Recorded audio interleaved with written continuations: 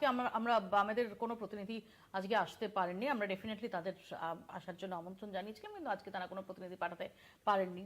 তাহলে এই মুহূর্তে দাঁড়িয়ে আপনারা বামেদের সঙ্গ ছাড়ার সিদ্ধান্ত নিয়েছেন। দেখো, এটা 294টা কেন্দ্র মুখের কথা নয়। দেখো, একটা কথা তোমাকে বলি,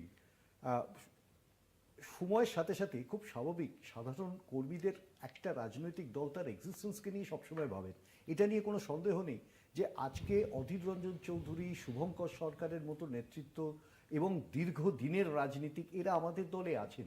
এর পাশাপাশি আমরা বহু প্রশ্ন ফেস করেছি, যেখানে আমরা প্রার্থী, যেখানে আমাদের সংগঠন আছে অথচ সংগঠনকে আমরা ব্যবহার করতে পারিনি বিভিন্ন ক্ষেত্রে।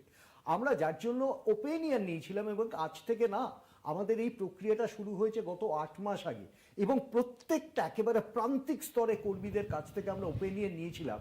এবং তারপরে তোমার হয়তো মনে থাকতে পারে, গত সপ্তাহে আমাদের পশ্চিমবাংলায় যখন স্ক্রিনিং কমিটির মিটিং হয়, তখন প্রথম প্রশ্নটা করা হয়েছিল যে আপনারা কারা একা লড়তে চান তারা বলুন। ইনফ্যাক্ট আমাদের স্ক্রিনিং কমিটির এন্টায়ার মিটিংয়ে, যেখানে অ্যাপ্রক্সিমেটলি 83%, 84% মানুষ যারা উপস্থিত ছিলেন তারা বলেছিলেন আমরা একলা লড়তে চাই।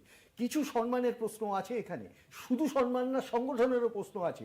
এবার অনেকে প্রশ্ন করবেন আপনার একা লড়ে কি হবে আলাদাভাবে। আমরা বলি একা লড়েই এই পশ্চিমবাংলার 30 বছর কংগ্রেস, প্রাথমিকভাবে এই কংগ্রেস 30 বছর শাসন করেছেন, এবং তারপরে সেই কংগ্রেসটা আজও বেঁচে আছে।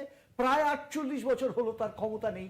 যে এই জন্মের, এই প্রজন্মের যেসব কংগ্রেস কর্মীরা তারা কমিটমেন্ট থেকে কংগ্রেস করেন, তারা ট্র্যাডিশনালি কংগ্রেস করেন, কংগ্রেসের আদর্শে বিশ্বাস করেন, তারা সুযোগ চান, এবং সেই সুযোগে তারা কাজ করবার সুযোগ চান। সকলেই প্রার্থী হবেন না, তারা কাজ করবার সুযোগ চান। আরেকটি কথা তোমাকে এখানে বলতে পারি, খুব স্বাভাবিক অর্থে একটু উগ্রতা না দেখিয়ে খুব মানে একটা রাজনৈতিক পরিবেশ তো তৈরি করার প্রয়োজন আছে। এটা উগ্রতা নয়। আমরা বারবার বলি অ্যালায়েন্স মানে একটা দল আর একটা দলকে কিনে নেয় না।